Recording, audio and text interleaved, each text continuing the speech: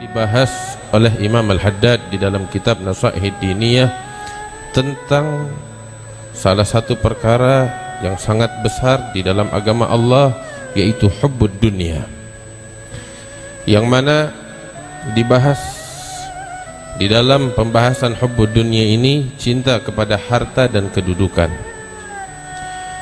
Sebelum itu semua harus kita ketahui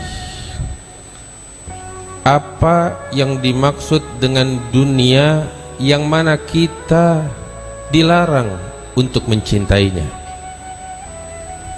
Sebab kalimat dunia suatu kata yang mengandung berbagai macam arti. Dunia bisa kita artikan kehidupan sebelum akhirat. Kita sekarang hidup di mana? Di dunia, yaitu di dalam kehidupan sebelum kehidupan akhirat. Bisa juga diartikan kalimat dunia ini dengan kehidupan sebelum kematian. Inilah kehidupan dunia. Apakah itu yang dimaksud di dalam hadis bahwasanya hubbud dunya ra'su kulli khati'ah? Cinta kepada dunia adalah pangkal segala kesesatan, kehancuran dan kesalahan? Bukan itu.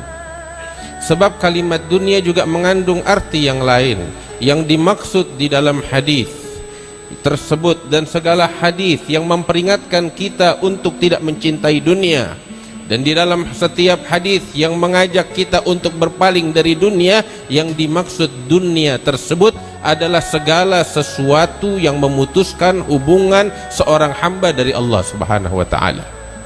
Itu adalah dunia, di mana kita dilarang untuk mencintainya.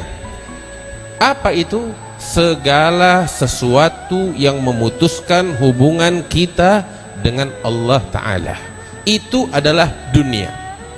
Saya ulangi lagi, kalimat dunia yang dimaksud di dalam hadis oleh Nabi Muhammad sallallahu alaihi wasallam, yaitu segala sesuatu yang memutuskan hubungan seorang hamba dari Allah, apapun bentuknya, baik itu harta ataupun kedudukan ataupun wanita ataupun jabatan. Segala sesuatu yang memutuskan hubungan seseorang dengan Allah, maka dia adalah dunia, sekalipun bentuk fisiknya adalah agama. Bagaimana? Saya katakan, walaupun sekalipun bentuk fisiknya yang kelihatan adalah bentuk ibadah, tapi apabila dia memutuskan hubungan seseorang dengan Allah, maka dia adalah bagian daripada dunia yang dihinakan oleh Allah.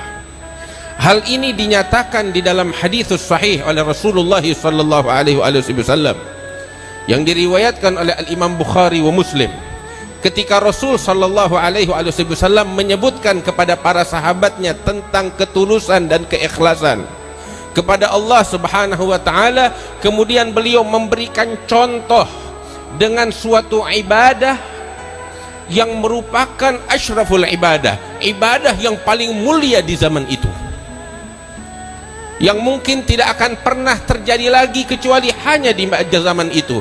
Ibadah apa? Ibadah hijrah dari Mekah ke kota Madinah, yang disebutkan oleh Nabi Muhammad sallallahu alaihi wasallam bahwasanya la hijrata ba'dal fatah, tidak ada lagi hijrah setelah fatah Mekah. Artinya ini adalah ibadah yang mulia, yang terbatas hanya dapat dilakukan di masa tersebut. Para sahabat yang datang setelah itu, mereka iri ingin mendapatkan bagian ini, bagian hijrah dari Mekah ke Madinah, tapi hanya mereka orang-orang pilihan Allah yang dimuliakan. Sekalipun itu adalah ibadah hijrah, namun Rasulullah sallallahu alaihi wasallam mengatakan, faman kanat hijratuhu ilallahi wa rasulih fahijratuhu ilallahi wa rasulih. Barang siapa yang berhijrah kepada Allah dan Rasulnya, lihat ibadah yang dia lakukan, bentuk fisiknya adalah ibadah, yaitu hijrah, dan tujuannya adalah Allah. Ibadah ini menyambungkan dia kepada Allah dan Rasulnya. Maka Nabi Muhammad mengatakan itu adalah ibadah yang tulus, fahijratuhu ilallahi wa rasulih, hijrahnya dia kepada Allah dan Rasulnya. Kemudian Nabi mengatakan, wa man kanat hijratuhu ila dunya yusibuha aw imra'atin yankihuha. Barang siapa yang hijrahnya, dia melakukan ibadah hijrah, bentuk fisiknya hijrah, ibadah yang paling mulia di saat itu.